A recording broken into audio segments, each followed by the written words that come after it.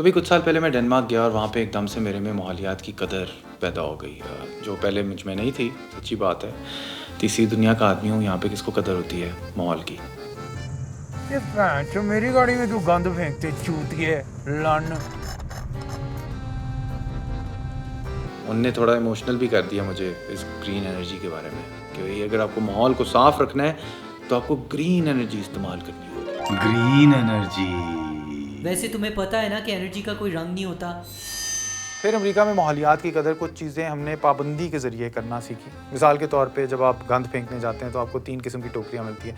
एक plastic recyclable की टोकरी, एक ग्लास की टोकरी और तीसरी आपकी पेपर की टोकरी। कुछ लोग तो एक चौथी टोकरी भी बना लेते हैं जिसके अंदर वो अपना खाने का बचा कुचा गंद फेंकते हैं और उससे खाद बना के, कॉम्पोस्ट बना के अपने पौधों को खाना दे देते हैं। ये मेरे तीसरी दुनिया के दिमाग को कुछ खास समझ नहीं आ रहा था शुरू में कि ये जो बोतल है मेरे पास, इसको किस में फेंका जाए, क्योंकि इसके अंदर ग्लास भी है, इसके अंदर पेपर भी है और इसके ऊपर एक लोहे का कैप। मगर जल्दी मैंने सीख लिया और सीखने के बाद फ़ख्र भी होने लगा जब फेंकता था कि शायद मैंने माहौलियात को बेहतर रखने में कोई काम किया है। मतलब एक ऐसा मुस्तकबिल नज़र आने लगा जिधर मेरा कार्बन फुटप्रिंट जो है ना वो कम से कम हो, मतलब कम से कम तरीन हो। समझ रहे हो ना, मतलब मिनिमल हो। शमसी तवानाई, विंड एनर्जी, फलाई रियासत, रिन्यूएबल एनर्जी, पाकिस्तान जिंदाबाद। पाकिस्तान आने पे जो सब सीखा था वो अप्लाई करना चाहा, मगर जब टोकरी तक पहुंचे तो सिर्फ एक ही थी। यहाँ पे तकसीम करने का कोई फ़ायदा ही नहीं, यहाँ पे तो सिस्टम ही कोई और चल रहा है। मुझे तो ये भी नहीं पता कि सारा कूड़ा जाता कहाँ पे। LWMC का एक ट्रक आता है और उठा के बस ले जाता है। चलो अच्छी बात है, कूड़ा नहीं सॉर्ट करना पड़ता। यार एहसान, गाड़ी को प्लीज़ इको मोड में चलाएं। जी बॉस, मैंने कर दिया। बस आओ खाएंगे। हाँ चेक करो। ये कौन से मौसम का ऑर्डर है? बॉस ये स्टोरी वाला है। यार स्टोरेज वाले मैं नहीं खा सकता यार, मैं खाली लोकल सीजनल फ्रूट खाता हूँ। स्टोरेज वालों का कार्बन फुटप्रिंट बहुत ज़्यादा होता है। जहाँ पे ट्राई करेगा है? नहीं यार, मैं बीफ से इज्तनाब कर रहा हूँ। इज्तनाब किया बैच? हाँ यार, वो मीट इंडस्ट्री से मैं ज़रा थोड़ा गुरेज कर रहा हूँ ना। क्यों? हाँ यार, उनका कार्बन फुटप्रिंट बहुत ज़्यादा है ना असल में। हैं? ये क्या होता है कार्बन फुटप्रिंट? कार्बन फुटप्रिंट से बैच क्या फर्क पड़ता है यार? क्या मतलब क्या? तुझे नहीं पता? गोश्त की मंडियाँ जो है वो काफ़ी ज़्यादा कार्बन डाइऑक्साइड रिलीज करती हैं into the atmosphere. So what यार, तू कार्बन फुटप्रिंट के पीछे गोगे की चांपे छोड़ा है? What do you mean so what यार? कार्बन डाइऑक्साइड के बारे में एक जाना माना फैक्ट है कि it's a green house gas और उसको इंसानियत ने रिलीज़ कर करके इस प्लानट को गर्म कर दिया यार। और गर्म होते होते 2045 तक तो प्रेडिक्टेड है कि गिलगित के सारे ग्लेशियर्स मेल्ट हो जाएंगे यार। ज़िंदगी का बहुत एक हल्का सा बैलेंस है, वो सारा हमने तोड़ दिया यार। तू बैच सीरियस है? और कार्बन फुटप्रिंट के पीछे तू गोगे की चांपे छोड़ा है? ट्राई करना यार। नहीं यार, ट्राई करना। अच्छा चल एक बार करेंगे। बड़े मजे की हुआ।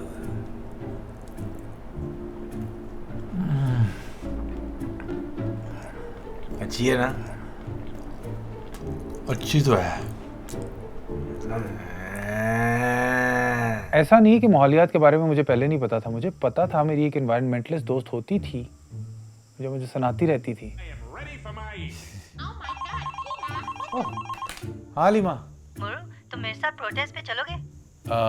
कौन सा प्रोटेस्ट? तुम्हें नहीं पता 300 दरख्त काट रहे हैं अंडरपास बनाने के लिए। अंडरपास बना रहे हैं? हाँ, कैन यू इमेजिन? पहले इतनी कार्बन डाइऑक्साइड एटमॉस्फेयर में रिलीज हो रही है और ये लोग 300 दरख्त काट रहे हैं फॉर व्हाट? ताकि हमारी गाड़ियां चल सकें और धुआं निकाल सकें। हाँ बात तो तुम्हारी सही है वैसे, लेकिन कितना लंबा है ये अंडरपास? भाई मुझे उसकी आर्किटेक्चरल डिटेल्स का नहीं पता, मुझे बस पता है 300 दरख्त काट रहे हैं। मैं कॉज के लिए जा रही हूँ, तुमने आना है तो बताओ।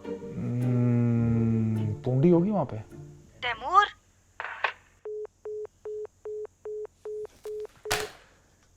तो भाई सोलर एनर्जी के साथ एक मसला है। एक मसला नहीं, बहुत से मसले हैं, लेकिन पहला जो सबसे बड़ा मसला ये है कि वो बहुत ज़्यादा लैंड यूज़ करता है जहाँ पे सोलर पैनल्स लगाने होते हैं। फिर जहाँ पे सोलर पैनल्स लगाए जाते हैं वहाँ की वाइल्ड लाइफ अफेक्ट हो जाती है। दूसरा मसला सोलर एनर्जी का ये है कि सूरज गुरूब हो जाता है और जब सूरज गुरूब हो जाता है तभी इंसान सबसे ज़्यादा बिजली इस्तेमाल करता है रोशनी बनाने के लिए। तो आपको उसको कहीं स्टोर करना होगा, तो बैटरियाँ चाहिए आपको। बैटरियों को बनाने के लिए आपको माइनिंग करनी पड़ती है लिथियम की, कोबाल्ट की, और जब आप कोबाल्ट और लिथियम को माइन करते हैं तो आप माहौल को बहुत ख़राब करते हैं। तो मसला ना थोड़ा पेचीदा है। तो भाई कायदे आज़म सोलर पार्क की आप मिसाल ले लें, ये $131.15 मिलियन का एक पार्क बनाया गया है जो कि एक सोलर पावर प्लांट है और 100 मेगावाट्स प्रोड्यूस करने की थियोरेटिकल कैपेसिटी है इसकी। और क्योंकि ये लोकेटेड है लाल सोहानरा नेशनल पार्क के अंदर जो कि एक यूनेस्को का बायोस्फीयर रिजर्व है, 4 लाख इनने पैनल्स इंस्टॉल किए हैं, उससे यहाँ की वाइल्ड लाइफ अफेक्ट हो गई है। बारिश तो चोलिस्तान में होती नहीं, तो 124 मिलियन लीटर्स पानी का यहाँ पे इस्तेमाल होता है सिर्फ इनको साफ करने में। विंड एनर्जी का भी वही एक तरह का मसला है कि वो सिर्फ तब बनाई जाती है जब हवा चल रही हो, और उसके जो मटेरियल्स इस्तेमाल किए जाते हैं वो भी नॉन रिन्यूएबल सोर्सेज से बनाए जाते हैं। कोल की बनाई हुई एनर्जी के मुकाबले में विंड एनर्जी कई गुना ज़्यादा ज़मीन भी लेती है। खैर, ग्रीन एनर्जी के आइडियाज़ हम इतने मुतासिर थे कि जब हमें शाओमी ने अपना स्कूटर बैटरी पावर्ड दिखाया तो हमने फ़ौरन से ही ले लिया। हमने कहा कि यार इससे तो धुआं भी नहीं निकलेगा, माहौल आलूदा नहीं होगा। 190 किलोमीटर के बाद जब वो मरा तो बड़ा दुख हुआ क्योंकि वो अपने ग्रीन पोटेंशियल तक लिव अप ही नहीं कर सका।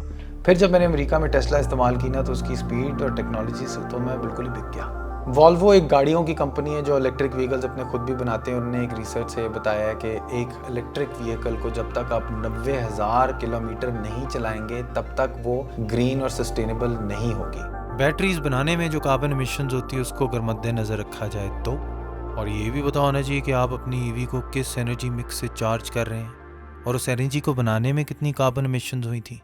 तो यूएस गवर्नमेंट के स्टेटिस्टिक्स के मुताबिक पाकिस्तान की एनर्जी मिक्स जो है वो 64% फॉसल फ्यूल्स है, 27% हाइड्रो पावर है और 9% सिर्फ रिन्यूएबल्स और न्यूक्लियर एनर्जी से बनती है। न्यूक्लियर एनर्जी की भी आहिस्ता आहिस्ता मेरी मिसकंसेप्शन दूर होती जा रही है। अब तो वर्ल्ड हेल्थ ऑर्गेनाइजेशन ने भी अनाउंस कर दिया है कि न्यूक्लियर पावर प्लांट के अंदर जो लोग मजदूर काम कर रहे होते हैं वो शहर के अंदर किसी बिल्डिंग के अंदर काम करने से ज़्यादा महफूज हैं। क्यों? क्योंकि शहरों के अंदर जो फ़िज़ाई आलूदगी है, यानी कि sulphur dioxide, carbon monoxide, nitrogen dioxide, इससे 7 मिलियन डेथ्स हर साल हो रही हैं। तो अब हम ऐसा तो कह ही नहीं सकते कि क्लाइमेट चेंज नहीं हो रहा, क्योंकि सैलाब हमारे सामने है और डिग्रीज में मेजर की जा रही है दर्जा हरारत की तब्दीली उन इलाकों में जहाँ पे पहले 1 डिग्री कम होती थी, अब 1 डिग्री ज़्यादा हो गया टेम्परेचर। इंटरनेशनल क्लाइमेट कमीशन ने भी अपनी प्रोजेक्शंस पेश कर दी और उन्होंने ये भी हमें बता दिया कि ये जो अजाब है ये खुदा का बर्पा किया हुआ अजाब नहीं है, ये इंसान ने खुद तख्लीक किया है अजाब जो वो खुद ही भुगत रहा है, यानी कि this sheet is man made bra. तो सबसे पहला हल ये है कार्बन टैक्स का, जो कि पूरी दुनिया में अप्लाई करना पड़ेगा, जिसकी वजह से आपकी गाड़ियाँ जिनका कार्बन एमिशन बहुत ज़्यादा होता है उनकी कीमत चढ़ जाएगी। यूरोप जिनने ये चीज़ पहले से कर दी है वहाँ पे लोग अब पब्लिक ट्रांसपोर्ट ज़्यादा यूज़ करते हैं, साइकिलें ज़्यादा चलाते हैं गाड़ियों की बिनिस्बत। चलो आज से मैं भी ट्राई करता हूँ पब्लिक ट्रांसपोर्ट इस्तेमाल करने की। और मेरे शहर लाहौर में तो वही मेट्रो चलती है, वो थोड़ा सा अपना स्केड्यूल उसके हिसाब से करना पड़ जाएगा, कोई इतना मसला नहीं है। दिल में जगह हो तो काम चल जाएगा, लेकिन ड्राइविंग का मज़ा मैं मिस करता हूँ।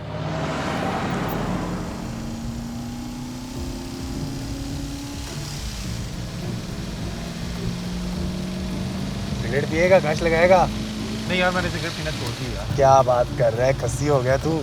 यार वो असल में मेरे फेफड़े जो है ना फेल हो रहे थे, मेरा स्टेमिना डाउन हो रहा था, मैंने छोड़ दिया। यार क्या कह रहे हैं, ले कश लगा। अच्छा चल ठीक है।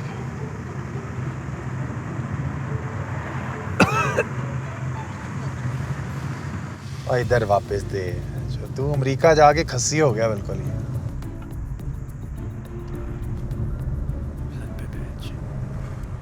तेज़ गाड़ी चलाने से तेल भी ज़्यादा चलता है लेकिन फिर मज़ा भी ज़्यादा आता है। Speed thrills but kills. दूसरा हल जो सबसे बड़ा हल है वो है इनोवेशन का, यानी कि हमें तख्लीक करना होगा एक हल अपने मसाइल का, जो कि हम ज़्यादातर हर मसले का कर रहे होते हैं। वैसे भी आपको पता है कि कैटालिटिक कन्वर्टर जो गाड़ी में लगाया जाता है उससे गाड़ी की कार्बन एमिशंस कम होती हैं, ये भी हमने तख्लीक ही किया। हम बेहतर बैटरियां बनाने का प्रोसेस तख्लीक कर सकते हैं जिसमें माइनिंग के अंदर इतनी ज़्यादा कार्बन एमिशंस ना हो। काश हमारे पास जीने की जगह और भी होती, लेकिन अभी के लिए हमारे पास बस यही है। तीसरा हल गवर्नमेंट पॉलिसीज़ का है, जो कि मुश्किल है क्योंकि इसमें लॉन्ग टर्म इन्वेस्टमेंट की ज़रूरत है, यानी कि अभी जो आपका सियासतदान बैठा हुआ है वो कोई चीज़ अप्लाई करेगा तो 20 साल बाद जबकि उसकी टर्म ख़त्म हो गई होगी तब उसका आपको अजर मिल रहा होगा। चौथा हल है प्रॉस्पेरिटी, यानी कि अगर आप अपने गरीब तबके को उठा के थोड़ा अमीर कर देंगे तो जब अपना ख्याल रख सकेगा तो उसकी कदर भी ज़िंदा हो जाएगी, अपने माहौल के लिए। देखो यार, मैं तो प्रिविलेज्ड हूँ, मेरे पास पैसे थे, मैंने सोलर पैनल्स लगा लिए, जिसकी वजह से मेरा ज़मीर भी थोड़ा हल्का हो गया और अब नेट मीटरिंग की वजह से बिल भी थोड़ा कम आएगा। इसके अंदर तीनों इलेक्ट्रिसिटी की सोर्सेज जा रही हैं, एक सोलर की सोर्स है, एक ग्रिड की सोर्स है और तीसरा इसके अंदर अपनी बैटरीज मौजूद हैं जो वो ग्रिड से या सोलर से चार्ज कर लेता है बैकअप प्रोवाइड करने के लिए। इसको पता है कि इस वक्त वापडा कितना चार्ज कर रहा है पर यूनिट इलेक्ट्रिसिटी।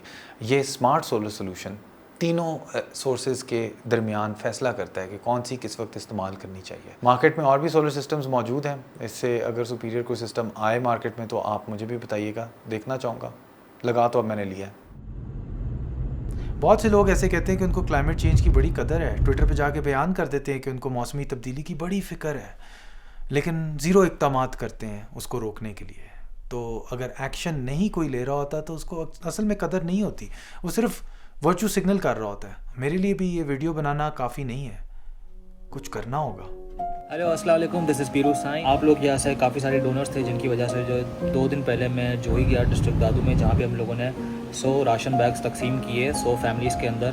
तो बहुत वो सक्सेसफुल रहा और खैर खैरियत से रहा। मैं वहाँ पे खुद गया। मरीम जमाली और पीरू साईं बहुत ज़बरदस्त काम कर रहे हैं फ्लड की रिहेबिलिटेशन में। आप भी डोनेट कर सकते हैं, लिंक्स डिस्क्रिप्शन में मिल जाएंगी। अपनी गुजरी हरकतों की जिम्मेदारी उठाने की कोशिश कर रहा हूँ मैं। तो भाई चैरिटी स्टार्ट्स एट होम और हमारे घर के बिल्कुल साथ ही 1 मिनट जानी पहाड़ है। सबसे पहले हम उसको साफ़ करेंगे। बेसिकली तो सफाई करने हैं, लेकिन लोगों को मैं ये कहता हूँ कि ऊपर टिक्के कबाब मिलेंगे। आज ये देख लो, आलू वाले कीमे वाले पराठे मिले हमें। Courtesy of alpine hotel. हम यहाँ यौम सफाई मना रहे हैं। हर चीज़ का हर चीज़ से ताल्लुक़ है। Everything is connected man. इस मिट्टी से हमारा बड़ा पुराना कनेक्शन है। मतलब ये वही मिट्टी है जहाँ पे मैंने बचपन में बड़े जूस के डब्बे फेंके थे, तो आज थोड़े उठाने पड़ेंगे। वैसे मुझे रास्ता तो नज़र आने लग गया, बस उस रास्ते पे चलना ही रह गया। आप भी चले, मैं भी चलता हूँ, फिर होती है जल्दी मुलाकात। निकलता हूँ, मुरू आउट।